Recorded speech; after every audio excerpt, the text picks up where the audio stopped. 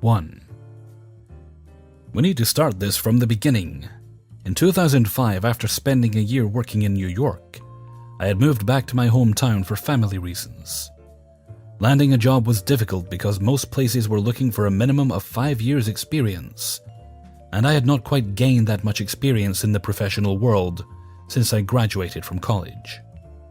I spent months looking for a job until I finally landed one. It was not my ideal job, but I really just took the first thing I could get. The office had not been updated since the early 80s, the pay was low. There was only 15 people working there, and my supervisor spoke just like Bill Lumbergh from Office Space. No kidding, he sounded like him so much that I thought I was on a prank show when I met with him. I figured that if anything, this job would be a stepping stone to obtain the desired experience required by the more lucrative employers. I learned the programming language they used and began taking on other responsibilities. I eventually would talk directly with the clients, figure out what they wanted, write up the quote, write the program, quality control the program, deliver the program, instruct customers on how to use it, and develop and debug it in the future as they needed. The thing was that in the job description, all these extra responsibilities were not listed, including answering the secretary's phone from time to time. However, I had to grin and bear it for that ever so precious experience. Over the years, because of all the responsibilities that were heaped upon my shoulders, no one else bothered to learn how to do what I did. Even when I approached my supervisor about someone learning it as a just in case something were to happen to me, his response was, "This is your baby. You will handle it." The years had ticked away there slowly, and my job aside, my life had progressed well. I got married and purchased my home. After my first year of marriage, my wife and I decided to start planning our family. We were elated when we found out that she was pregnant. We were on top of the world. Nothing mattered to us. We were in a state of bliss. At about 10 weeks into the pregnancy, my wife had an OB/GYN appointment to go hear the baby's heartbeat and see it on ultrasound for the first time. I was unable to take the time off that day due to threat of a write-up because one other person was on vacation. They wouldn't even let me go on an extended lunch. After much anticipation, I got home that evening and excited to see my wife and hear the news. I walked into the house and she had her back to me. I started walking to her and asked, "Hey babe, did they give you a printout of the ultrasound?" She turned to me with tears in her eyes, and she didn't have to say anything. I already knew what she was going to say, and I didn't want to hear it. Through tears and a shaking voice, she said, "There was no heartbeat. The baby stopped growing at 8 weeks." Part of me died that day. My wife and I held each other. It was all we could do. My wife took the rest of the week off, but I had to report back to work. I was extremely unfocused. My mind was clouded. There were so many tears in my eyes that I could not see my computer screen. Try as I might, I could not get this tragedy out of my head. How was I supposed to function that day? As I was sitting at my desk, my supervisor came to my cube with several new things for me to work on. I took this opportunity to tell him that I could not hack it the rest of the day, and just needed to take the day off with my wife. I implored him, "I really need to take the day off. My wife has lost a baby. I just can't do this today." My supervisor replied with a sigh, and in a condescending and unsympathetic voice, "Well, you've got to plan for these things. Your job here." He had more to say, but I did not hear any other words he spoke. I was enveloped with rage. I literally saw red to the point I was blinded by my rage. My hands gripped my desk white-knuckle tight to prevent them from destroying him. I said nothing back to him. At that point, I knew how much I mattered to him and to the company, and how little this job mattered to me. I now had an axe to grind, and I was going to grind that motherfucker to the handle. My wife needed a series of operations to get things corrected with her lady parts. I was there for her, and my job be damned. I was then lectured by my supervisor and the owner of the company about the importance of the job, that I needed to be there working, and that another family member could have taken my wife to the surgeries. Things settled down after that. And the following year we had our first son. Clients I handled sent gift baskets, baby clothes, cards, and well wishes. It felt good that I had such a reputation with my clients. However, from the company in which I was employed, nothing. Not even a greeting card. However, they made sure to celebrate the owner's birthday that week by everyone eating cake in the break room while awkwardly looking at each other. It was about this time that I had plenty of experience that I started looking for a different job. The market was getting better at this time, and the stress was starting to give me ulcers. With some prodding from my wife, she suggested that since I'm quitting anyway and my review was coming up, that I try to press for a better raise. So I thought, sure, why not? I looked up how much I should be making for the work I was doing in the region in the US I was working. I wasn't making average. Hell, I wasn't even in the bottom 10%. I gathered the information together in preparation for my performance review. During my review, they talked about how good of a job I was doing, and how the clients were always happy to work with me and the results I produced. So, with that as my cue, I laid out the papers on the table in front of the owner, and I started with my case for a significant pay increase, to at least be in the bottom 10%. I figured that would be more than reasonable. Without even looking at the paper, he placed his hand on the paper and pushed it slowly back to me. Then proceeded to tell me how the numbers were skewed because it doesn't include bonuses, benefits, and that they could easily fill my position. It was exactly what I expected him to do. Within the next few months, I had finally got into a new company. It was better pay, bonuses, benefits, and it was close to my home. Now was the time to let the axe fall. The morning came for my resignation. I called for a meeting with my supervisor and the owner. We sat in the meeting room. I laid my letter of resignation on the table and pushed it over to them, saying, "As of right now, I'm giving you 2 weeks' notice. This is my letter of resignation." The look of panic spreading over their faces was delicious. I took a mental snapshot of that moment.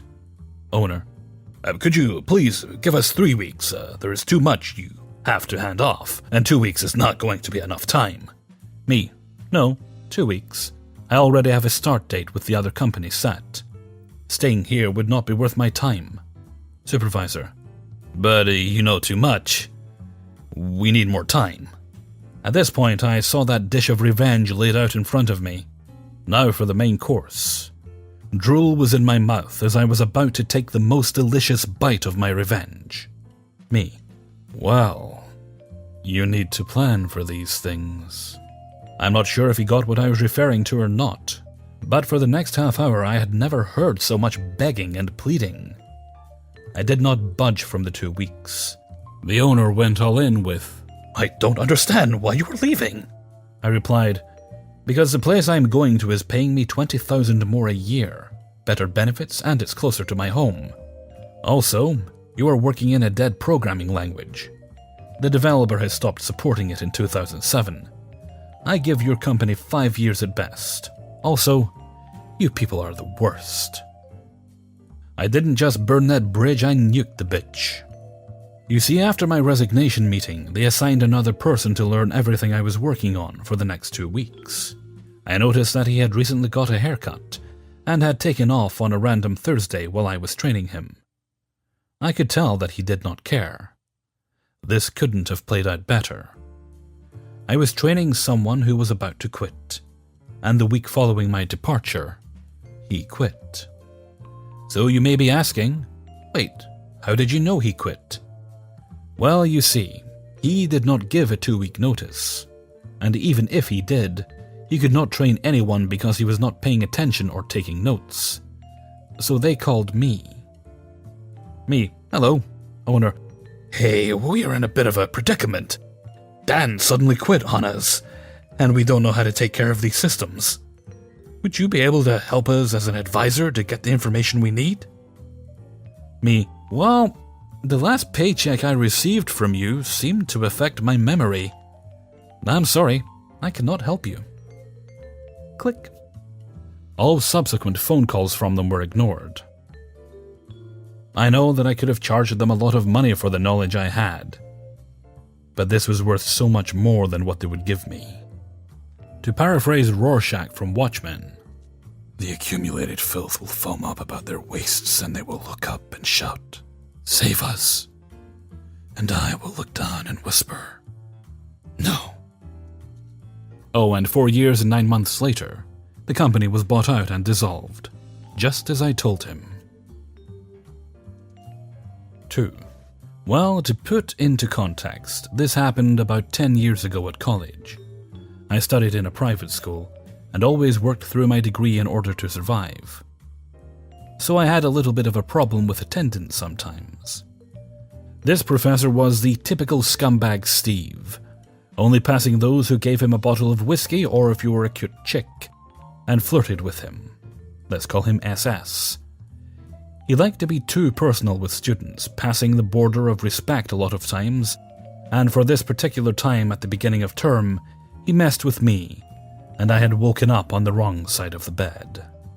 That day I had to ask about something I didn't understand about client-server relationship. It was a server-interpreted languages class. Me: "Excuse me, Professor, but I don't understand this part. Can you explain again?" SS: "Next time study before you ask. My time is expensive, so I can't waste it." It struck a nerve and made me fade into the background like an episode of "Earth, swallow me whole right now, please." So, being the freaking nerd I was, did exactly what he asked, and studied, real hard, until I finished the class program in the second week of term. It was really outdated, like 10 years old, so I updated the content I acquired to the knowledge state of the art. So cue me in the next class. He mentions something wrong, not outdated, and I ask him about it to make sure it wasn't by mistake. Anyone can make a mistake. Me: "Excuse me, Professor, but this part doesn't quite fit into what the content says. Can you clarify?" SS: "I told you already to study beforehand." Me: "That's why I'm asking, because according to Standardization Organization, what you're saying is wrong. Besides, you're outdated. This was 10 years ago. Now changed to this. I don't remember exactly." SS: "We'll see in the tests if I'm outdated." But I took all chances I could to humiliate him in front of the class. In each test I had to request a revision because he would always fail me. But the most important one was the final. And I had to go through the dean of my faculty to get my grade because no matter what I did, he would always fail me. I had to take a picture, had a camera phone, of everything I handed in. And this included him receiving it. He didn't know I was because camera phones were really rare. After the final revision by the Dean of Computer Sciences, my grade was 100. And fortunately, he had time to shut his mouth one last time. Me: "If you teach, make sure you know more than your students." And just left. He got sacked by the next term. Why? Performance review score. 3. Setting. This happened about 8 years ago when I worked for one of the biggest hotels in the US. I'm talking about 3,200 rooms, and that place is the size of a small city. My position was Supervisor of Special Operations, which means I was the guy they came to when they needed to, say, change 1,000 bed frames for more modern ones, or change 5,000 light bulbs for ones more energy efficient because we are going green, and stuff like that. Now, a hotel this big is divided into 4 buildings, each with their own managers, supervisors, housekeeping, and the like. Essentially, it was run like 4 separate hotels. The problem was that each building's managers had an exorbitant amount of power, and they ended up stepping on each other's toes day in and day out. Because of my position, I didn't work directly for any of them but for the Director of Housekeeping, or DH, because what I did had mostly to do with rooms. So whenever one of them tried to make me take special care of them and their buildings, I could easily refuse, but most of the time I did whatever they needed to get done, if I had time, and because they were mostly nice people and good managers. Enter Dushkanu. Dushkanu was the worst manager I have ever encountered in my career. He would go into the checkout rooms and steal tips from the housekeepers, take things left behind by guests instead of reporting them to Lost and Found, and talk to people like they owed him something, like his word was law. This story. One day we get a VIP guest, one of the owners of the company that owned the hotel. So DH sends me to check the room he's to check into the next day, so I did. I checked all the furniture, bed frame, mattress, lamps, light bulbs, AC unit, everything I could think of, and when I'm done I give the nod to go. Fast forward a week. The day after VIP checked out, I get called into DH's office, and the conversation goes like this. DH: So, VIP had a complaint about his room. Me: Did I miss something? DH: Not really, it was housekeeping who did. He noticed that one of his pillows was stained.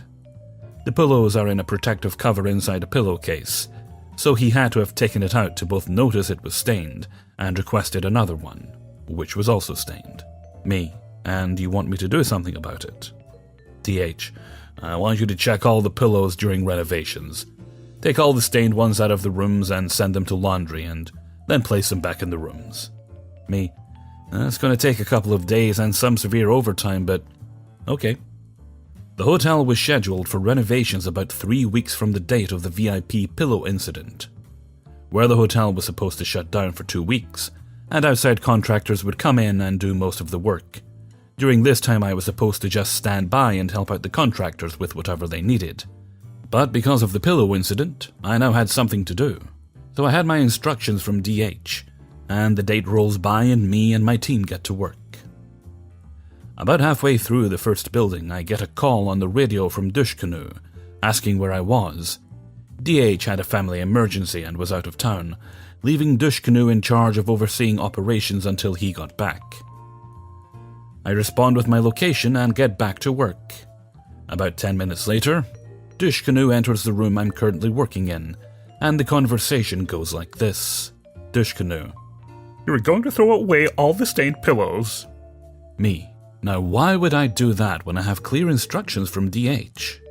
Dushkanu: DH isn't here, and I'm telling you to throw away all the stained pillows. As soon as he finished that sentence, he turned around and started walking away when I said, But, and he loses it and goes, You are nothing more than a glorified janitor. You will do as you're told. Throw away all the stained pillows and leave the thinking to the people with college degrees. To which I said nothing but, Okay. After he left, I call my team on a different radio frequency and let them know the new plan, and get a lot of, seriously, and what the fucks. So I tell them, that's what the boss man wants, and that's exactly what the boss man will get. Anyways, we get back to work pulling stained pillows from rooms, remember, 3,200 of them, so it takes us about 3 days. During this time, we didn't just dump the pillows as we went. We stashed them in a storage room by the dumpster. Turns out most of the pillows were stained, so we're talking about 15,000. So after we are done, I emailed Dushkanu and say, all the stained pillows have been pulled and are on standby. Again, should I just be taking them to laundry like DH originally told me to do, or should I just proceed to dump them? To which he replied, yeah, whatever, just throw them away already like I told you to. So my team and I proceed to ask around the staff and gave a bunch of them away before filling our dumpsters with nothing but pillows. So days go by, and I am just helping out the contractors when I get an email from Dushkanu saying, why aren't there pillows in the rooms yet? It was your responsibility. To which I replied, we don't have enough pillows for all the rooms, even with the stash. The stash was a storage room we kept full of new pillows whenever they broke, were bled on, or had too many people requesting extra pillows at the same time. But it was only like 500, give or take. We don't even have enough for even one building. He replied, what do you mean we don't have enough? How many pillows did you throw away?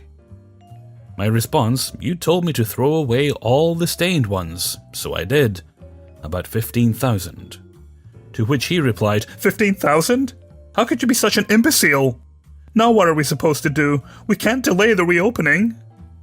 My response, I'm just a glorified janitor and can only follow orders. I'll leave the thinking to the people with college degrees.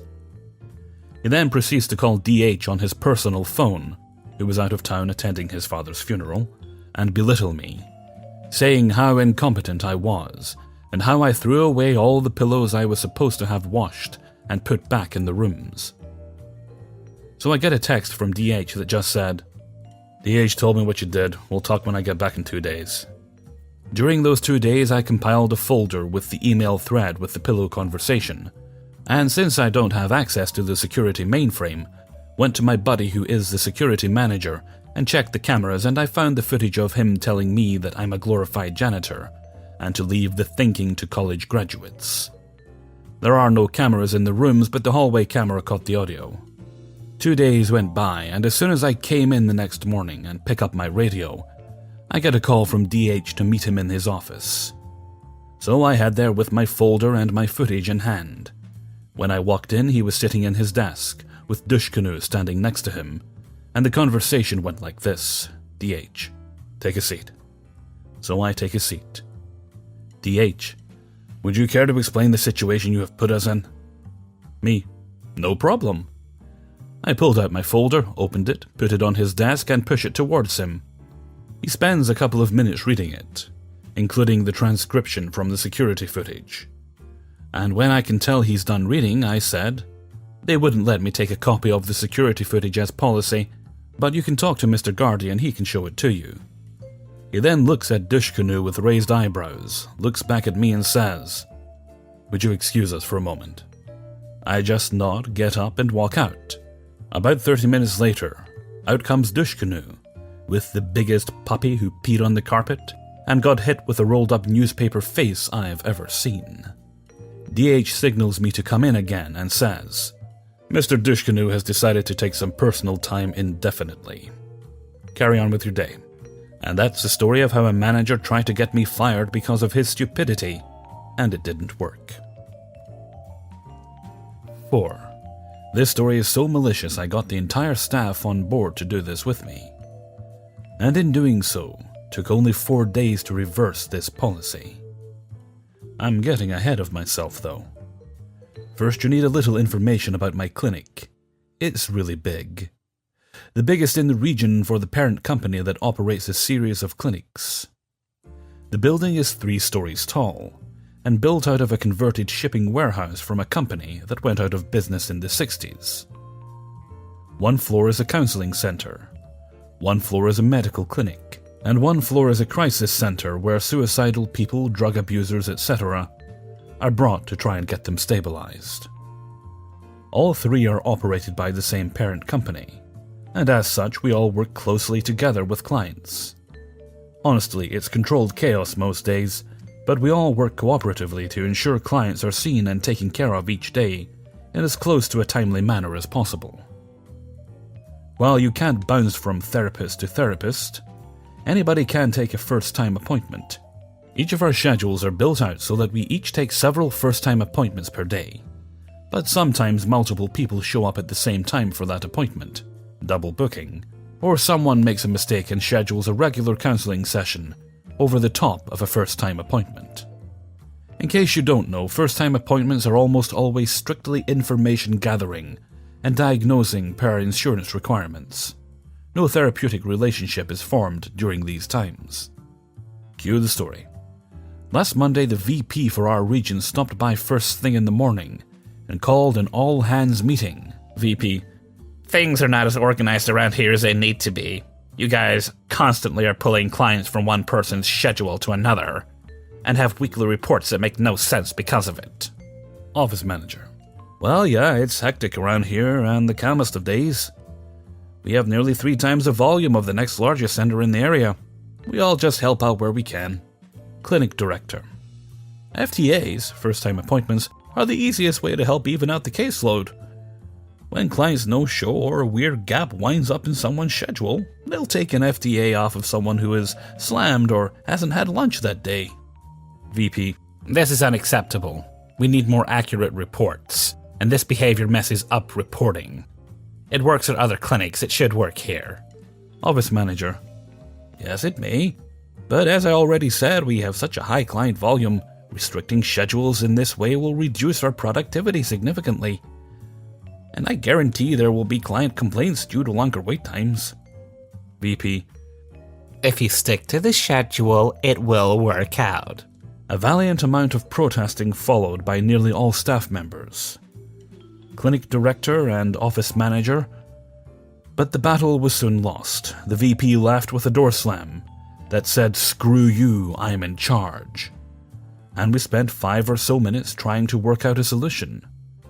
Finally, when it seemed all hope was lost, I spoke up. Me: "Why don't we just follow her rule maliciously?" Clinic director: "What do you mean?" Me: "She said follow the schedule strictly. Let's do that. We all know it won't work. I've been here a month and I can see that as plain as day.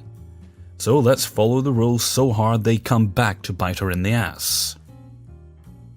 Office manager: "I'll document everything to a T. I'll make sure we're covered, because this will blow up in our faces otherwise." Clinic director: "You seriously want to do this? It's going to be a very hard week." Office manager: "She's put us in a box. I like this idea." Clinic director: "All right, everyone in?" All of us, of course, grimly nodded yes.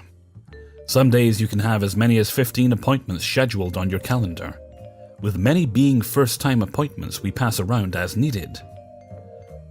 Those people would have to stay until everything was completed, or the clients got pissed off and went home. Each day was worse than the last. Monday was tough, but most Mondays have relatively high cancellation and no-show rates. It's Monday, right? Everyone hates Mondays. Tuesday was a nightmare. The complaints started rolling in slowly but surely as 2 people had 2+ hour wait times. I was there until 6 p.m. One of the other therapists, as well as the front office staff, was there until 8 p.m. No one can leave until the lobby is cleared. Wednesday was hell.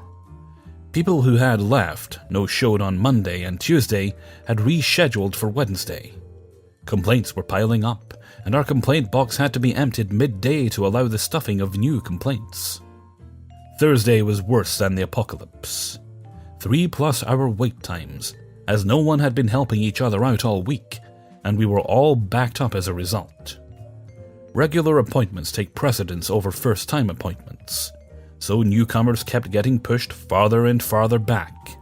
Security had to be called because an actual fistfight broke out between 2 people who had been waiting for nearly 3 hours due to them arguing over who would get the first appointment. During those 4 days, we were only able to see around 60% of the scheduled appointments who checked in. That is unheard of, as normal numbers are closer to 95% kept and seen ratio. We also had an explosion in complaints, and while I don't have any numbers of how many we receive on average, this was way more than average.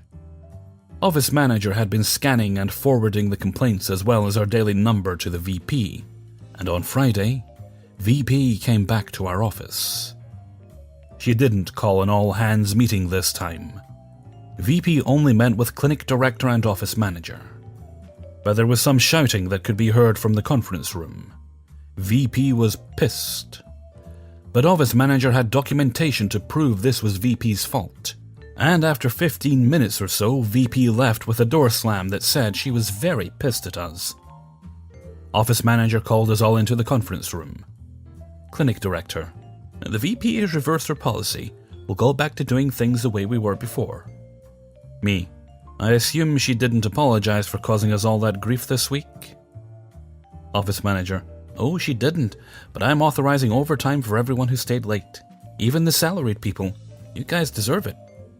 There were a few more minutes of discussion, but generally we were all happy for a few hours of extra cash in our paychecks.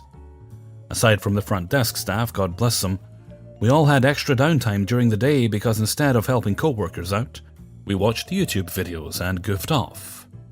After all, what else could we do? Those clients weren't on our calendars for that time. 5. Some backstory.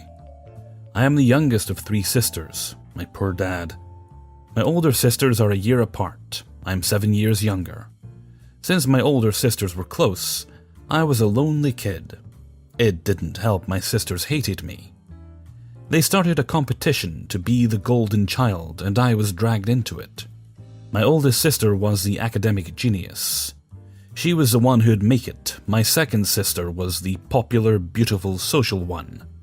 She'd be the first to love and marry, and both loved rubbing it in. Although I was so much younger, they kept telling me I wasn't as smart, beautiful, talented, successful, popular as them. And I would never be good at anything. I'd just live in my parents' home forever and be fat and ugly and useless. The oldest even told me to go drown. It's far from the worst I've read on this sub, but it really screwed me up for a long time. They were at least partially right. I'm not the smartest, or the most social. I was fat. But I am also very stubborn and patient. So I made a plan. At the age of 12, I promised myself I'd be better than them, and my life would be one big fuck you to those bitches. So I went to work. First, I searched for a talent. I noticed I was pretty good at music, so I started practicing until I reached a level high enough to start a professional education. Hours, days, weeks, months, years. I joined orchestras, learned different instruments, and eventually started a major in music psychology. At the same time, I played the perfect daughter for my parents. I brought home flowers for the table, cleaned and helped around the house, was obedient, always friendly and kind, and got good grades. Like I said, I'm not smart, but I studied my ass off. I almost purred the first time my mom told my sisters to be more like me. Next was popular and social. Thank God for the orchestras. I had an instant group of friends and we had a great time. My sisters tried boycotting this by claiming I was too young to go out alone. 16 then. But since it was a rehearsal and drinks in town once a week, my parents allowed it. I became one of the most motivated and well-known musicians there, and a pretty good card player too. I was popular enough to start some true rumors about my sisters, and undermining their social life. They had lied a lot to be more liked. I just corrected those lies. They deserved it. Beautiful was harder. I started exercising and dieting, and that was really difficult for me, emotional eater. But every time I wanted chocolate or fries, I remembered my sisters telling me that I was a useless, fat, ugly girl, and I ate a carrot instead. I went to a doctor and he found out I had severe allergies, explaining my bad skin. So with some medication, that was under control. I cut off my never-cut hair in a short style, learned how to use natural makeup, and how to dress. At this point, I was good enough at music to get paid jobs, so I could afford it. Suddenly, I got compliments. Also, suddenly, my sisters bought me sweets for no reason, and offered me their hand-me-downs.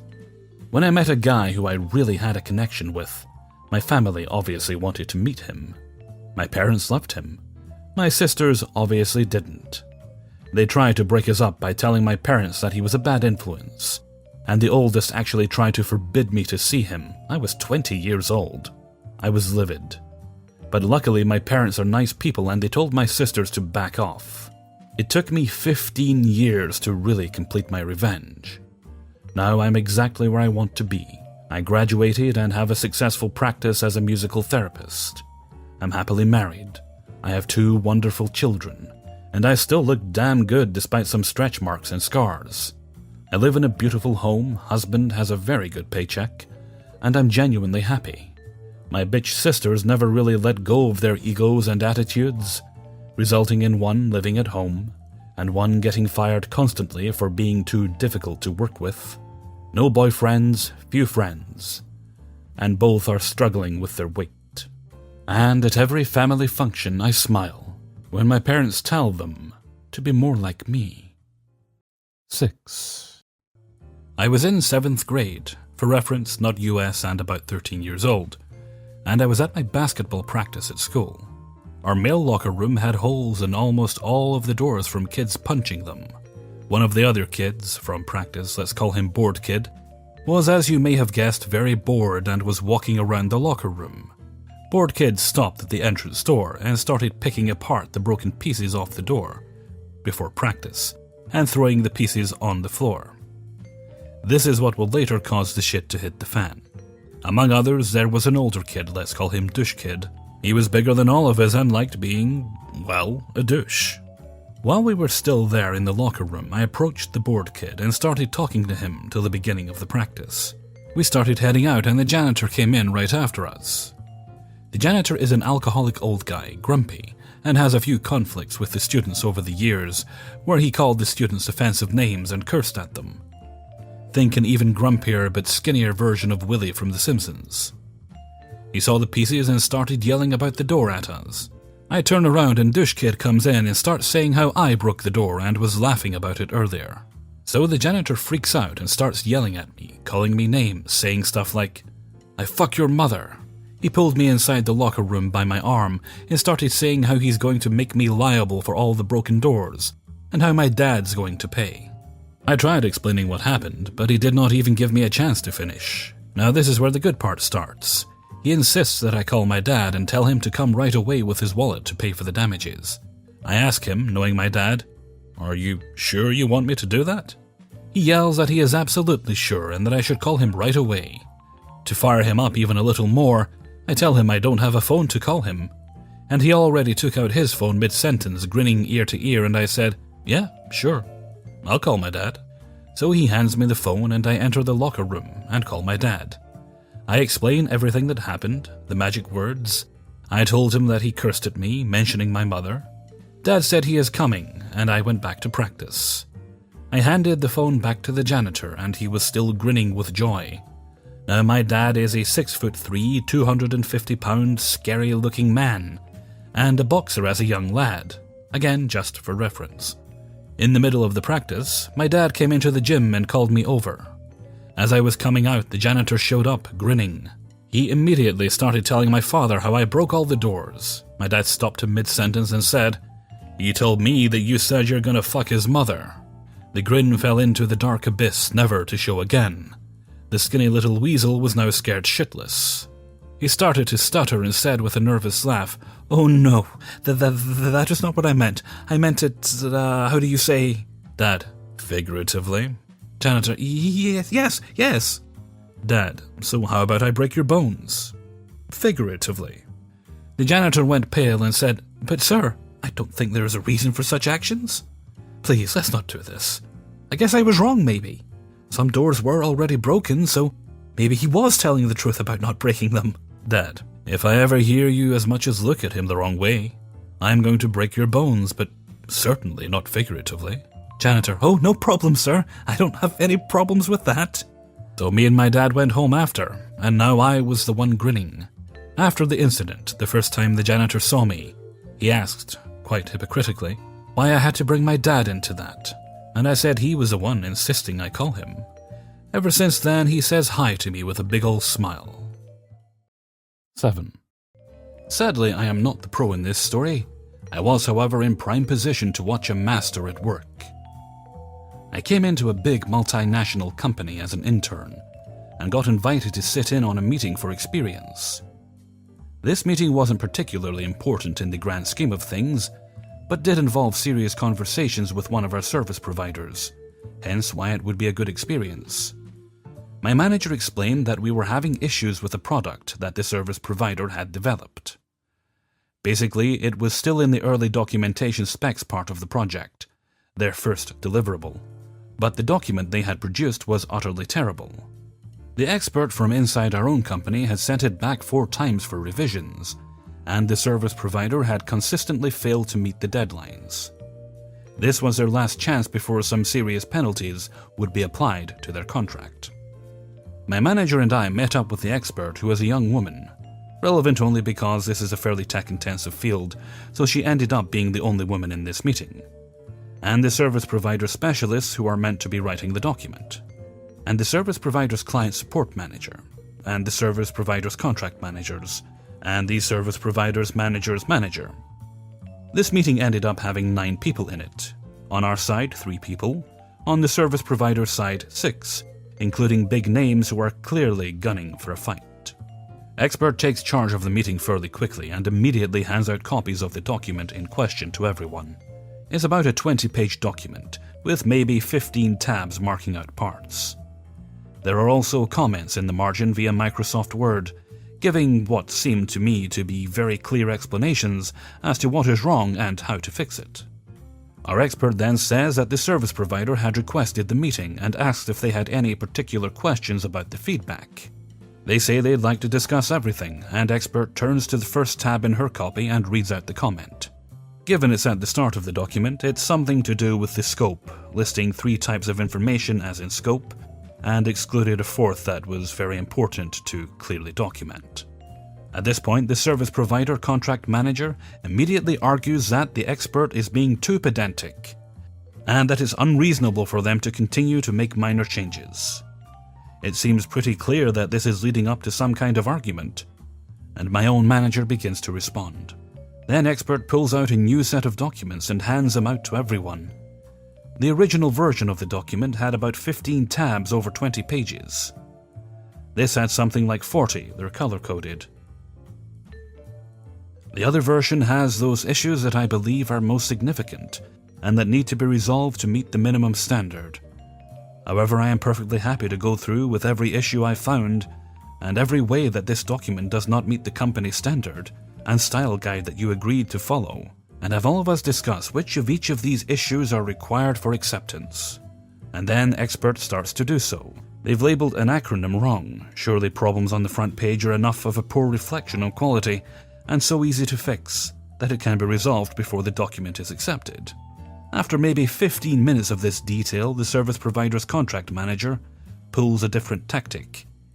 He argues that they've done several iterations already, and that expert keeps identifying different things to change.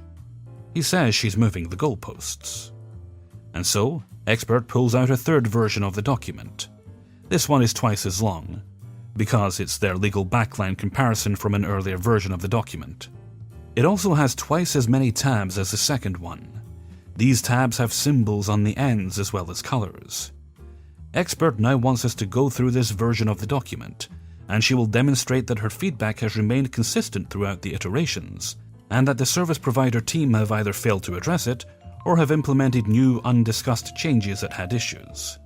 And also go through the fine-tooth comb and negotiate which of the many issues are significant enough that they're showstoppers. All 9 of us were in that meeting room for 90 minutes before the service provider's contract manager's manager decided that expert clearly knew what she was talking about, and they were just going to take her word for it on what the bare minimum was and do that. Expert refused. She said that there had been so many issues with this document, and getting it up to scratch, it was clearly important that they go through all the issues so that everyone could understand what level of quality was expected. I was also there and had to read through every comment expert had, so take my word when I tell you that her ire was well founded. It was very badly written and even had random half-sentences scattered throughout it. It took 2 hours to go through the document. The service provider walked away with 25 changes to make, which was more than what expert had initially presented them with. I checked her work bag when we were done with the meeting. There was at least one more version of the document in there that she was prepared to pull out if the service provider kept trying to be difficult. 8. This is a story that's somewhat legendary around my mine site that I work at. One of the big bosses, we'll call him BB, around the site decided to be a smartass one day, and instructed someone a level below him, we'll call him AA, to save the mine $34 million a year. Here's what's important. BB said he didn't care how he did it. He just told AA to get it done, or else he'd make sure they'd lose their job. Now, AA had been putting up with shit from this BB for the past few months. There's a code of conduct and responsibility that needs to be followed, and BB worked very hard to find his way through every loophole possible that stopped him from slacking off. This includes dumping a fair amount of extra work into his employees. But the one in this tale of PettyRevenge had it the worst. BB would constantly belittle AA on the mine radios, dump extra paperwork on him, including BB's own paperwork, make him drive other employees around the mine site when AA was already swamped with the extra paperwork, causing him to lag behind in his other duties that he was supposed to be doing. AA was no assistant. It was not his job to do BB's shit, and if he refused, BB technically could start the process of AA's termination through some bullshit loophole. So here's where it gets interesting. After BB instructed AA to save the mine $34 million a year, AA figured out damn well that BB was trying to kiss the ass of the higher-ups and make himself look good. However, instead of doing the work himself, he has once again dumped it onto AA. And AA had had enough. BB had his designated time off and comes back to find a massive, and I mean massive. This thing is one of the biggest production movers on the site. Conveyor line parked up miles from where it is supposed to be operating, and in the equipment graveyard. If you haven't seen a conveyor line, think if a crane and a conveyor belt had an enormous love child. It has been disassembled and sits in 3 enormous pieces. BB flies off the handle, he explodes. He gets onto the mine radios and screams for AA to get his ass down there. AA rocks up, and then asked what in the hell he'd done. AA simply shrugs and says, "I've pulled the conveyor out of production. It saves you $34 million a year." No matter what BB argued or how much he threatened, AA simply said, "You told me to save $34 million a year, I did just that." No matter how much money the mine would actually lose with this massive machine out of construction, AA did as he was told. Of course, the big bosses found out, and when they questioned BB about it, he pointed the blame to AA. Once again, AA stood his ground, and said that he did as he was told.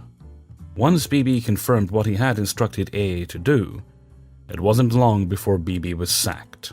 He packed his stuff and walked out of the gate that same day. AA still happily remains, stress-free and not to be fucked with. 9. Many moons ago, in the long, long ago, I was a lowly pit tech for an iron ore company. The company employed me as a graduate geo-pit tech, and then tacked some other shit onto my job description as well. The economy being what it was at the time, and the iron ore price kamikazeing itself, I didn't have much choice. In the Geo Field Services office, there was myself, Beth, and Andy. Andy was, I'm sure he still is, a pompous prick. He assumed because I was only a pit tech that I had no geological knowledge, much less a degree. He assumed I was functionally retarded and basically one step up the evolutionary ladder than an amoeba.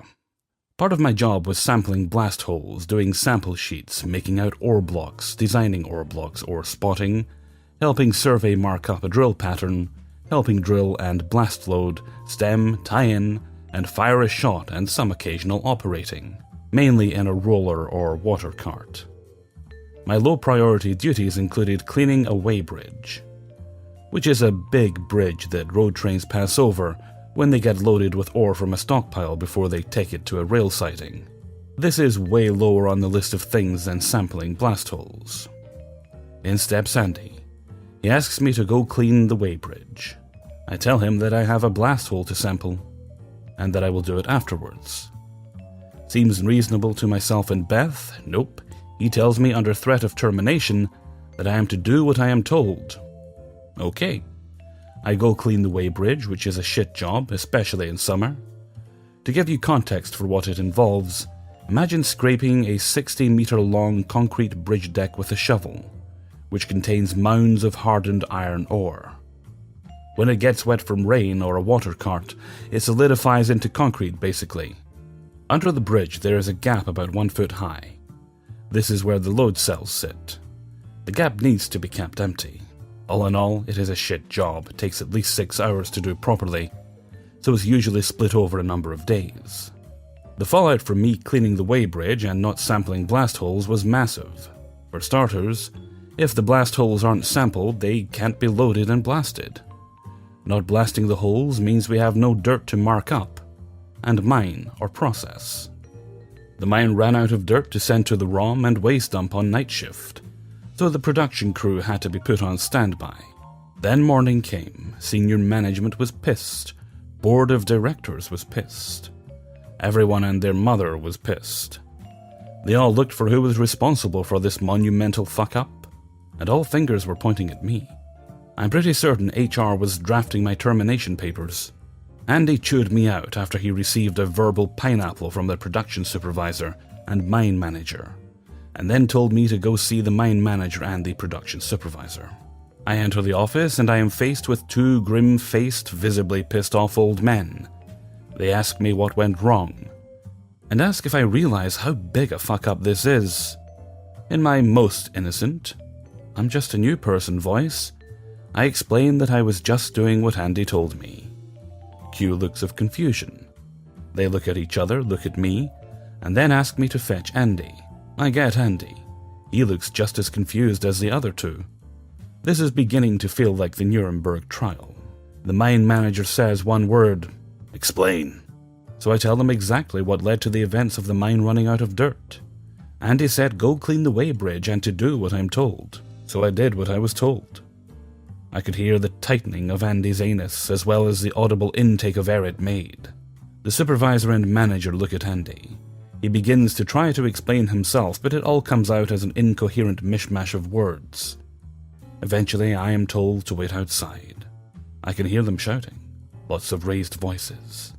After about 40 minutes, I am called back in, where I receive a very meek apology from Andy, where he apologizes for the misunderstanding.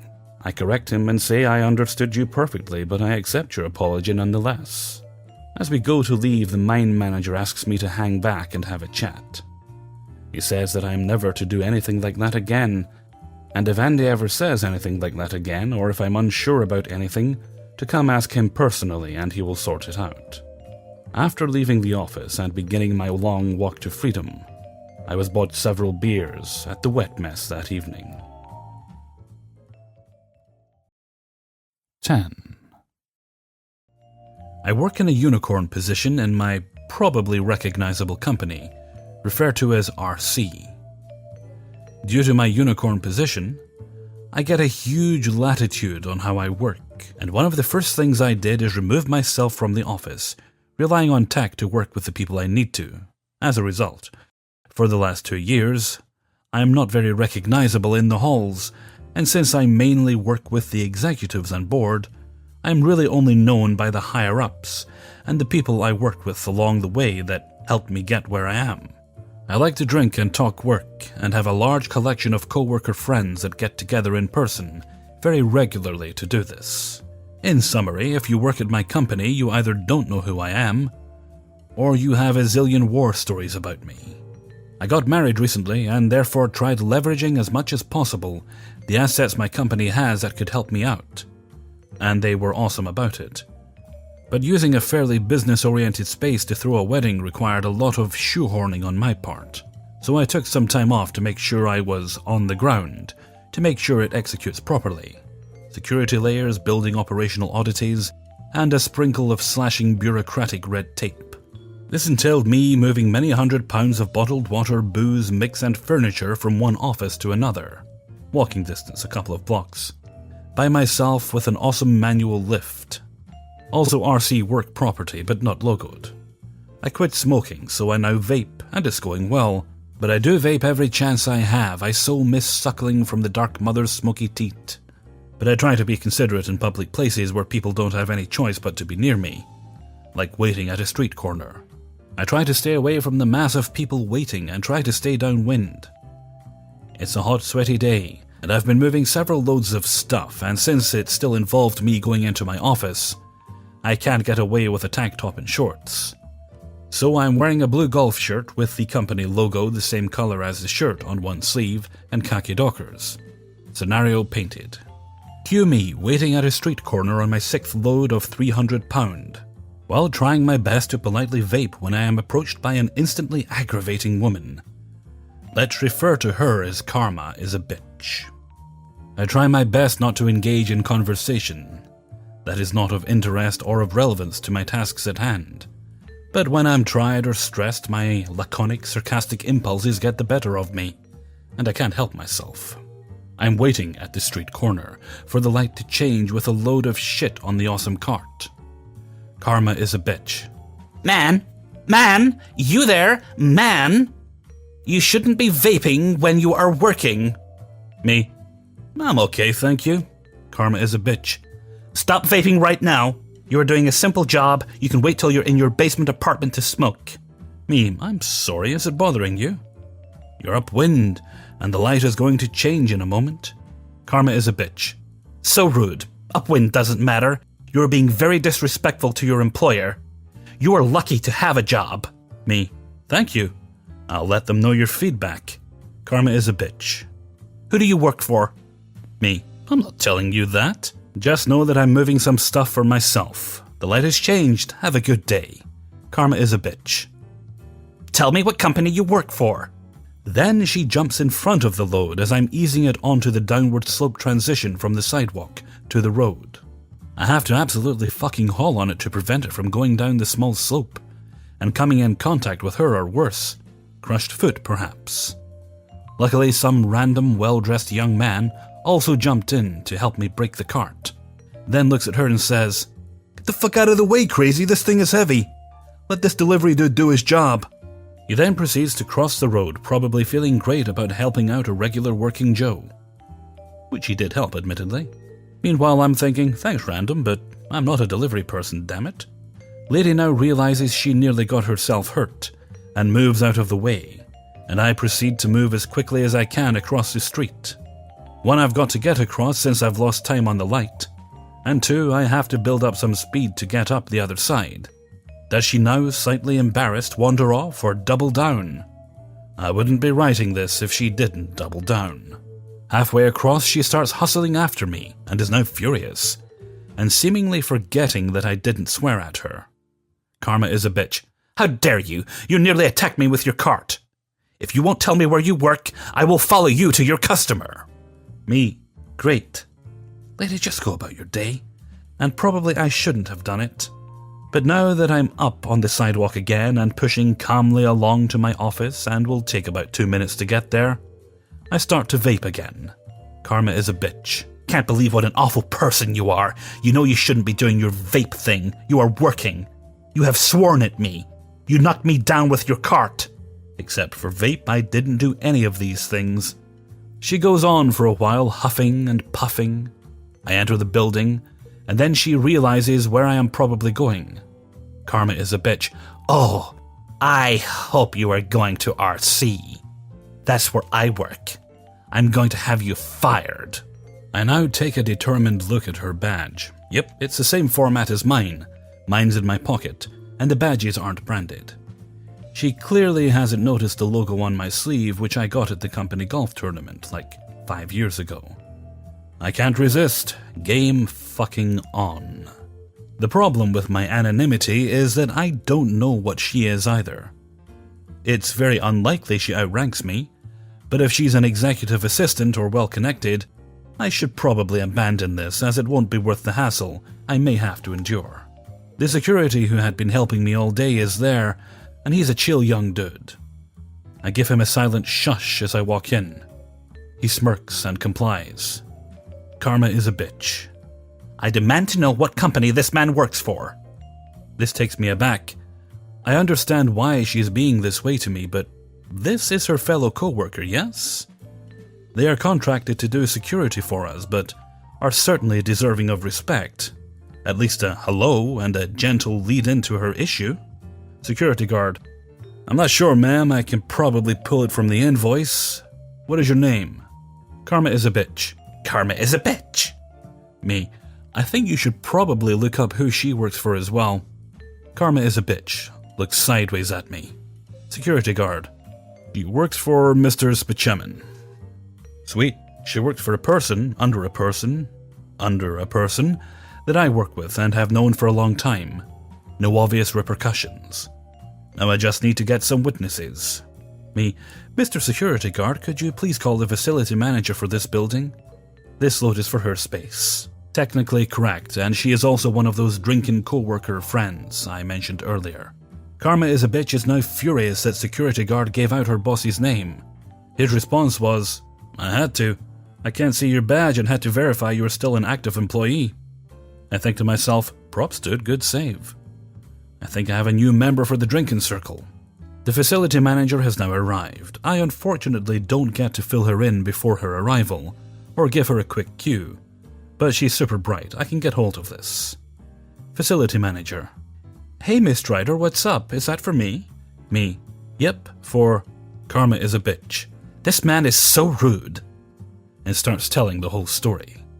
Security guard and facility manager are completely engrossed and trying not to look at me and laugh, bewildered as she is recollecting the story. I am making various agreeing head nods with a smirky smile. I apparently did hit her in this version. Classic victimization maximization, as people tend to do. And swore at her multiple times and called her the C word. A huge no-no in Canada. But she probably thought she will get traction with female facility manager. Facility manager is totally willing to play ball with me here, with an unspoken, let's bury this bitch glance to me.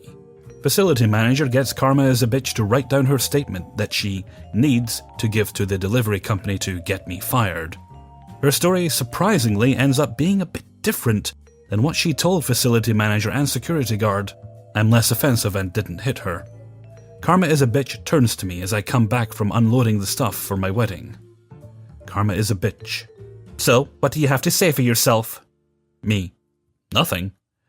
I'm going back for my other loads. Facility manager. You really don't know him? Karma is a bitch. What?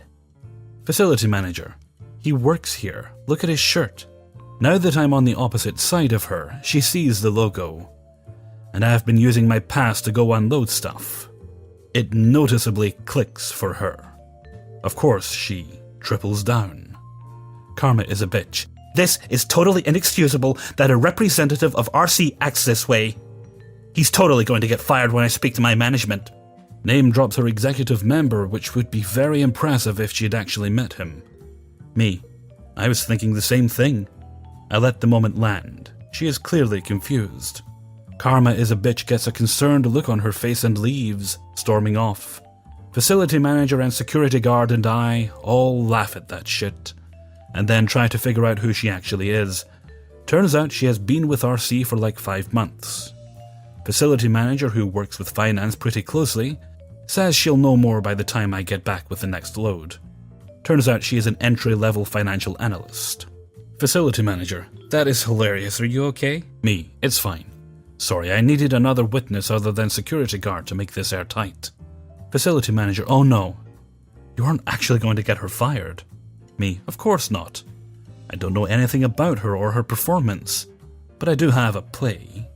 But it will take me a few weeks to execute it with the wedding and such. Facility manager. No problem, I'll send you a copy of her statement. Did you do any of that? Me. I did vape around her, downwind, I'm sure she smelled it. But I don't think I was being an asshole with it. Then she went off, and I recapped the story without victimization maximization, just as I have told here, although obviously you have to take my word for it. Please keep this amongst us, including security guard. I get married, go on a honeymoon, great times. And then I'm back in the office. I chat with a guy I know that is her boss's boss's boss. He asks for a meeting between the three of us. This man also has the mailroom under his portfolio.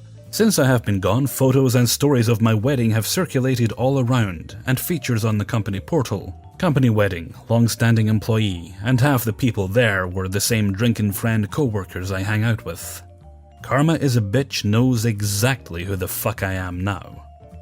I put a meeting booking in his, hers, and mine calendar 2 weeks out.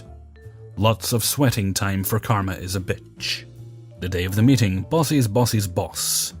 So, have you met Miss Strider? Karma is a bitch. Oh yes, I have. I've worked with such and such people, and I use many of the systems he has implemented. Paraphrase sycophancy. Congratulations on your recent marriage, Miss Strider. I hear it was a lovely time and many executives were there. What a lovely turnout. Methinks okay, so no having to browbeat her, that will save mine and Bossy's boss's boss time. Me. So I have already spoken to Bossy's boss's boss about your attitude towards delivery people, and we are concerned that you don't respect the people that work very hard to keep this place well supplied and running.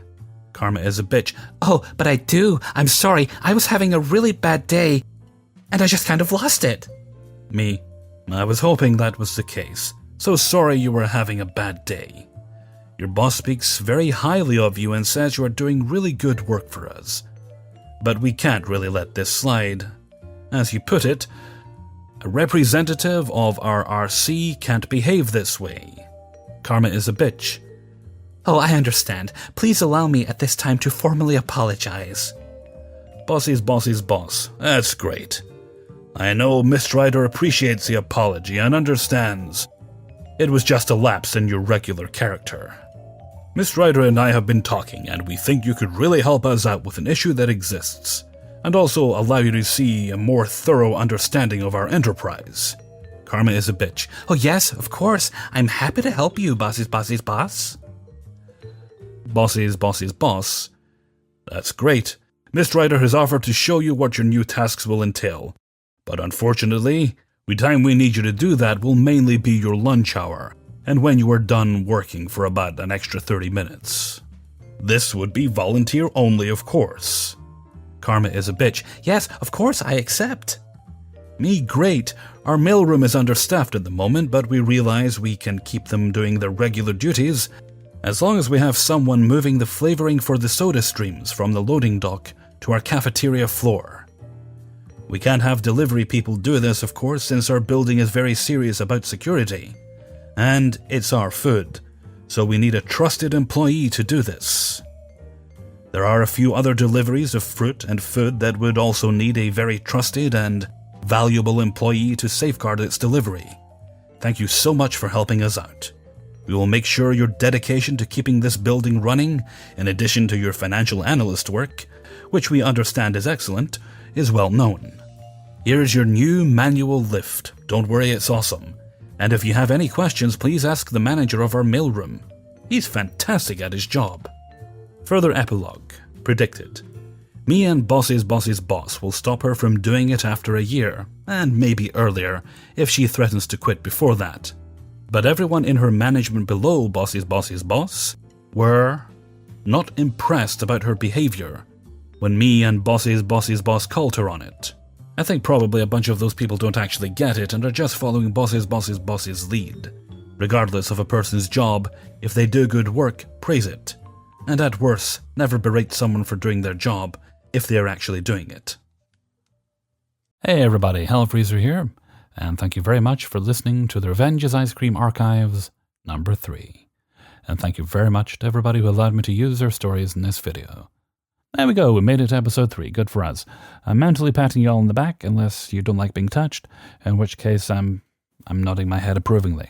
Exciting times in the world of Hellfreezer. I just sent 3 editions on ACX, and I'm eagerly awaiting my rejections on those. I know I sound very pessimistic if I say it like that, but the fact of the matter is I'll keep doing it till something hits. It'll happen eventually, it's the nature of the beast. It's profession that I have chosen, although I'm getting some nibbles on Fiverr. A few people I think are somewhat wasting my time. Some people trying to pull fast ones by asking me to work off Fiverr, and this is how that works. If you want to hire me outside of Fiverr, contact me outside of Fiverr, but if you contact me through their platform, I'm not going to risk them kicking me off it, reducing my opportunities to increase my income, just to take a silly risk so you can underpay me and rip me off. A reasonable person will understand, because sometimes it might just be that somebody's new. Okay, I'm going to head off for now. I'm going to go wiggle my toes. I'm going to finish drinking this can of cream soda, and I will likely make some food at some point. I'm going to hang out with my favorite person, and we're probably going to play some No Man's Sky tonight, I think. So until next time, thank you very much for listening, and take very good care of yourselves.